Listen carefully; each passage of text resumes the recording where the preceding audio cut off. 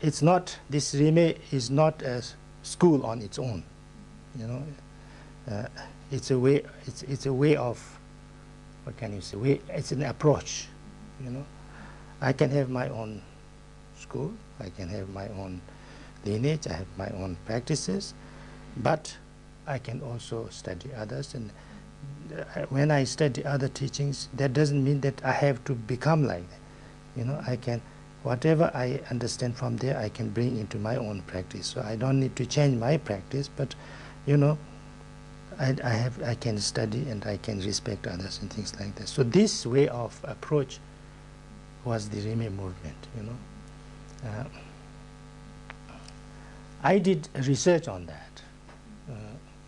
When I finished my master's degree, I had from childhood lots of respect and for Jamka Kontul the Great and my teacher also.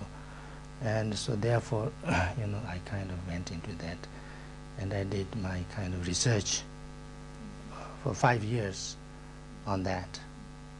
So, so this book I wrote a long time before, in 1980. It was published, I think, in Tibet in 1980, 82 or something like that.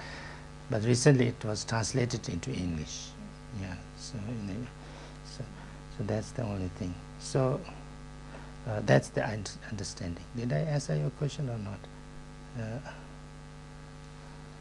More or less. Sometimes you know, sometimes you you know, when I talk about things, I forget the question, you know.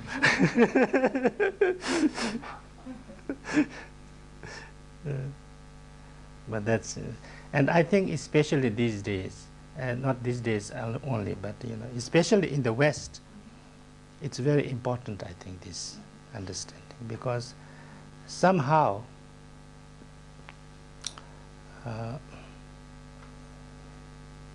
I don't know whether I should say this or not, maybe it's not politically correct, but I feel that Westerners are even worse than Tibetans in this way, you know. They say, I am like this, I am Kajupa, I am Nyingmapa, I am Sachapa, and also I am Kamsang, I am, and then you kind of, you know, even before they know anything about Buddhism, they already know the sectarianism, you know. I think that's very bad, you know, very bad.